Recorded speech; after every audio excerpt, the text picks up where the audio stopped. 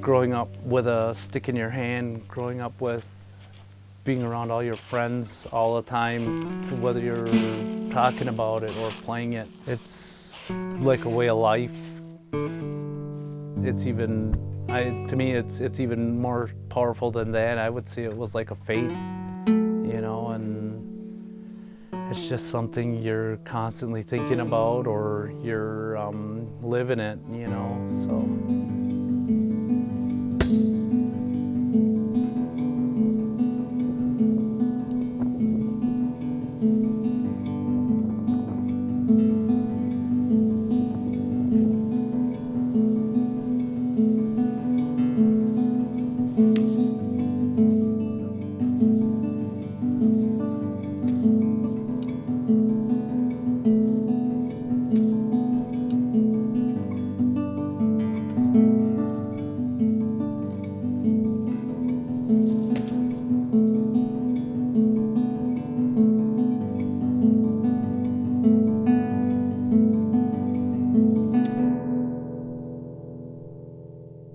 When I do my sticks, I first set out and I'll knock down a tree that's roughly 10 inches in diameter. I'll cut the tree into like 6-foot lengths.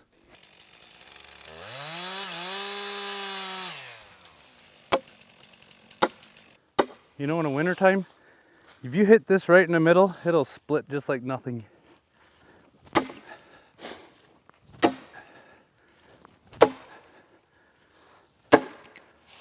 This is why nobody likes to make sticks anymore.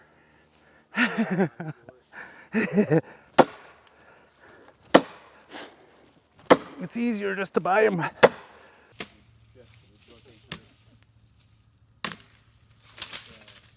From there, I'll carry it back to my my shop here, or my barn.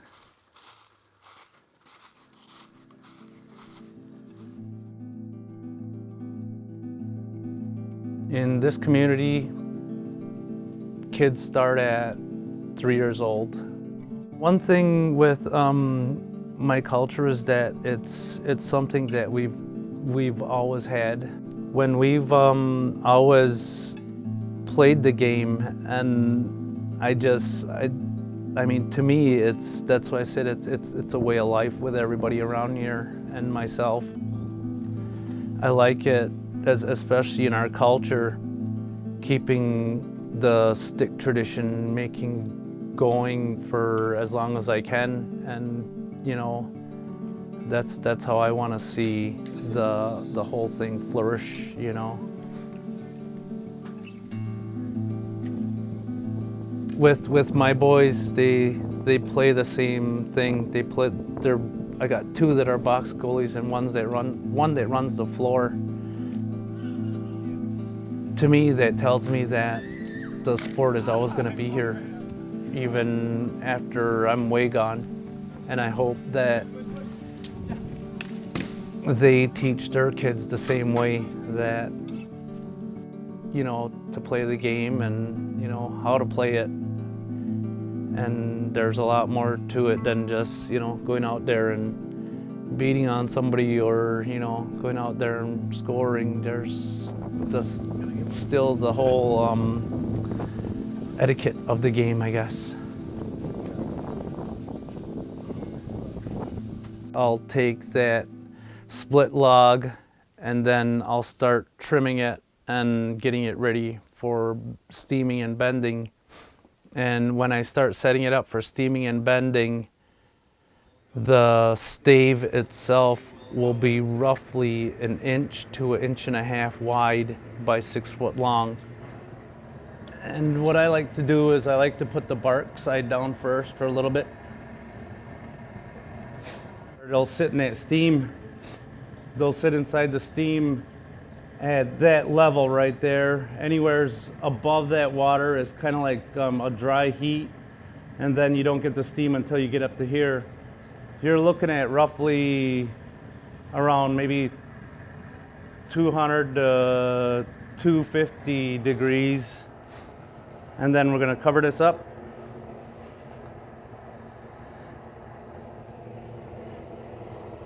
And then that's going to hold in some of our steam a little bit. I'll put those staves in the kettle where they'll sit in there for about maybe a good hour or so.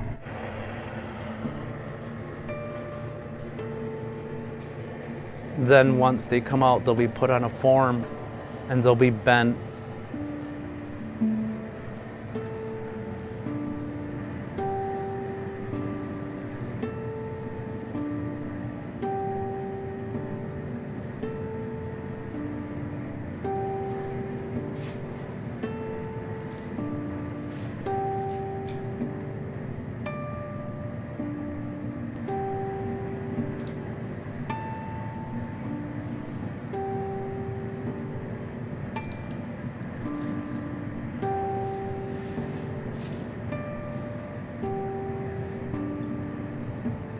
They'll be wired shut and then put on another form that'll form the back bend right here on this side here.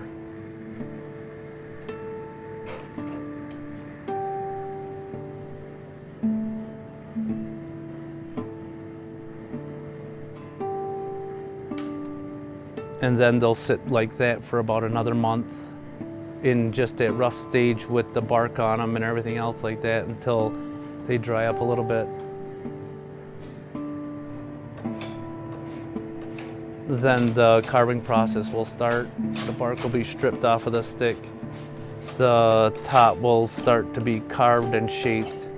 And then the handle will be carved. Some guys don't realize how much actually goes into it, you know, and a lot of times I had a few people that wanted to try it, you know, see how hard it was, and it wasn't long before, you know, they didn't want to do it anymore. So we're gonna put this little bevel on it, and this is gonna help them scoop the ball up. And my final thing is sanding it, and it'll get a rough sand of medium sanding and then final finish sanding.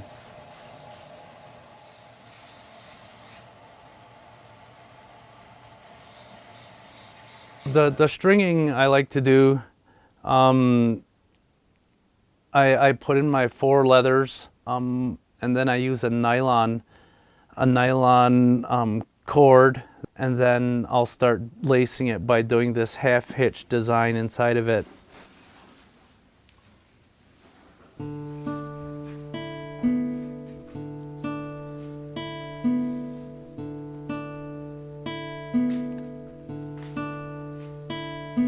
It's something that I've always wanted to do when I was a child, I guess. And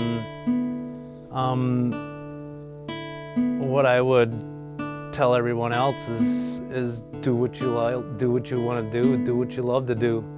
I mean, using one of these sticks and using it as if it's a part of their body. That's what I like to see, you know, and that's how you beat a better player, you know, and I think that's what always makes it so much more of an interesting game.